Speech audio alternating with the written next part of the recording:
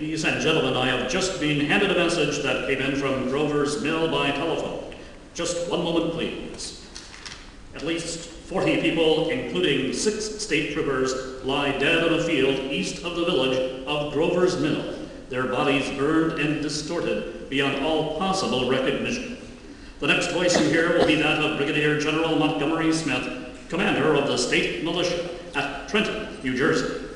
I have been requested by the governor of New Jersey to place the counties of Mercer and Middlesex, as far west as Princeton and east to Jamesburg, under martial law. No one will be permitted to enter this area except by special pass issued by state or military authorities.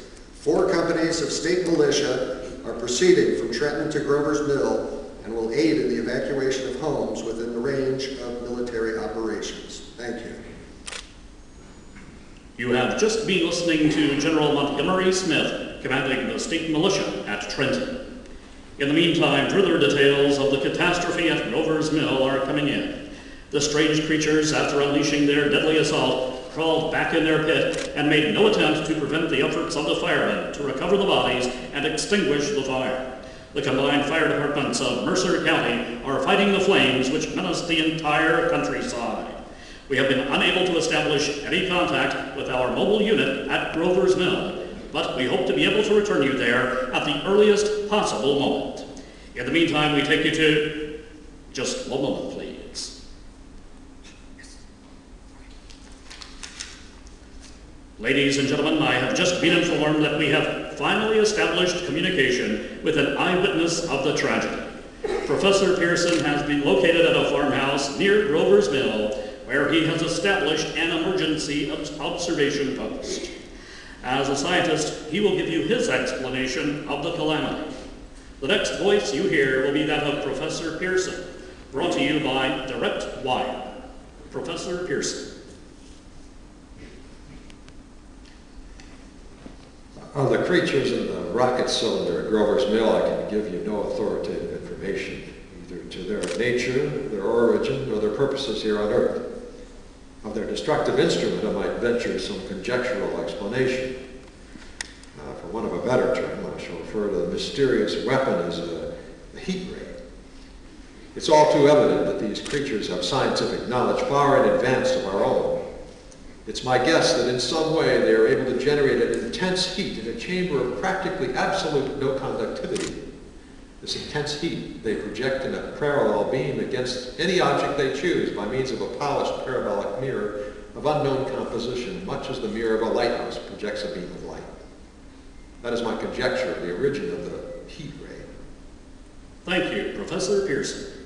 Ladies and gentlemen, here is a bulletin from Trenton. It is a brief statement informing us that the charred body of Carl Phillips has been identified in a Trenton hospital. Now here's another bulletin from Washington, D.C. The Office of the Director of the National Red Cross reports 10 units of Red Cross emergency workers have been assigned to the headquarters of the state militia stationed outside Grover's Mill, New Jersey. Here's a bulletin from State Police, Princeton Junction. The fires at Grover's Mill and vicinity are now under control. Scouts report all quiet in the pit, and there is no sign of life appearing from the mouth of the cylinder. And now, ladies and gentlemen, we have a special statement from Mrs. Harriet McDonald, Vice President in charge of operations. We have received a request from the state militia at Trenton to place at their disposal our entire broadcasting facilities.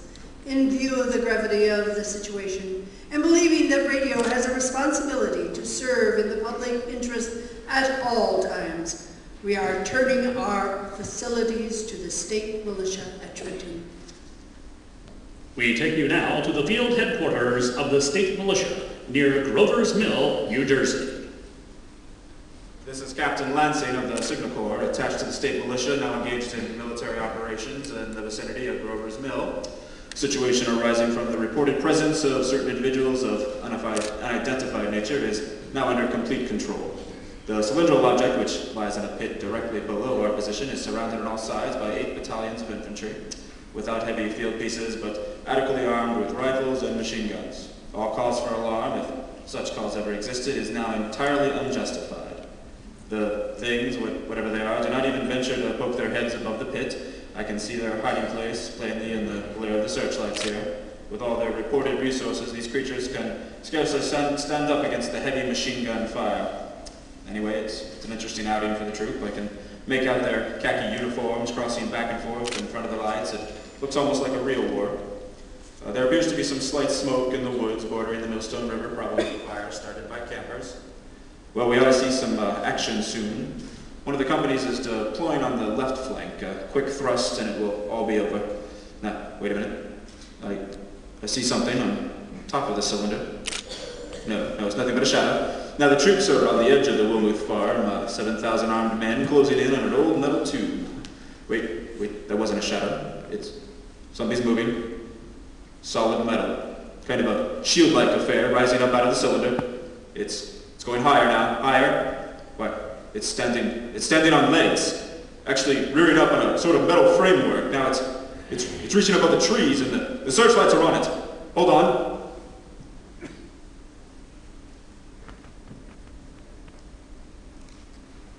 Ladies and gentlemen, I have a grave announcement to make. Incredible as it may seem, both the observations of science and the evidence of our eyes lead to the inescapable assumption that those strange beings who landed in the Jersey farmlands tonight are the vanguard of an invading army from the planet Mars. The battle which took place tonight at Grover's Mill has ended in one of the most startling defeats ever suffered by an army in modern times. 7,000 men armed with rifles and machine guns pitted against a single fighting machine of the invaders from Mars. 120 known survivors. The rest strewn over the battle area from Grover's Mill to Plainsboro, crushed and trampled to death under the metal feet of the monster or burned to cinders by its heat ray.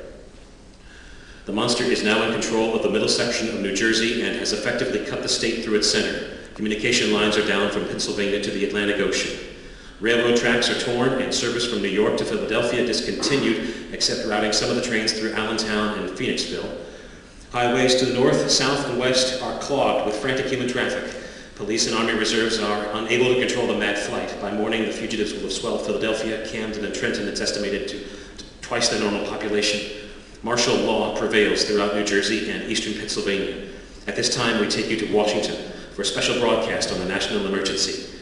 The Secretary of the Interior.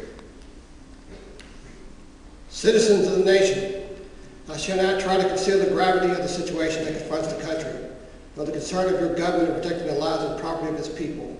However, I wish to impress upon you, private citizens and public officials, all of you, the urgent need of calm and resourceful action. Fortunately, this formidable enemy is still confined to a comparatively small area, and we may place our faith in the military forces to keep them there.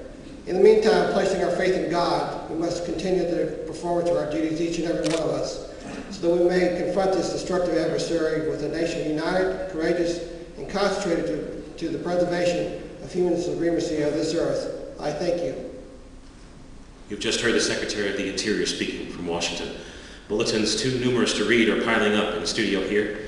We are informed the central portion of New Jersey is blacked out from radio communication due to the effect of the heat ray upon power lines and electrical equipment.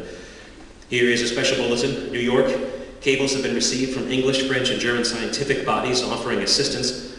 Astronomers report continued gas outbursts at regular intervals on the planet Mars. The majority voiced the opinion that the enemy will be reinforced by additional rocket machines. There have been several attempts made to locate Professor Pearson of Princeton, who has observed Martians at close range. It is feared that he was lost in the recent battle. Langham Field, Virginia. Scouting planes report 3 Martian machines visible above treetops moving north towards Somerville, with population fleeing ahead of them. The heat ray is not in use. Although advancing at express train speed, invaders pick their way carefully. They seem to be making a conscious effort to avoid destruction of cities and countryside. However, they stop to uproot power lines, bridges, and railroad tracks. Their apparent objective is to crush resistance, paralyze communication, and disorganize human society. Here is a bulletin from Basking Ridge, New Jersey. Coon hunters have stumbled upon a second cylinder similar to the first embedded in the Great Swamp 20 miles south of Morristown. Army of field pieces are proceeding from Newark to blow up second invading unit before cylinder can be opened and the fighting machine rigged. They're taking up a position in the foothills of Watchung Mountains. Another bulletin from Langham Field, Virginia. Scouting planes report enemy machines, now 3 in number, increasing speed northward, kicking over houses and trees in their evident haste to form a conjunction with their allies south of Morristown. Machines also sighted by telephone operator east of Middlesex, within 10 miles of Plainfield. Here's a bulletin from Winston Field, Long Island. A fleet of Army bombers carrying heavy explosives flying north in pursuit of enemy. Scouting planes act as guides. They keep the speeding enemy in sight. Just a moment, please, ladies and gentlemen. We've run special wires to the artillery line in adjacent villages to give you direct reports in the zone of the advancing enemy. First, we take you to the battery of the 22nd Field Artillery located in the Watchung Mountains.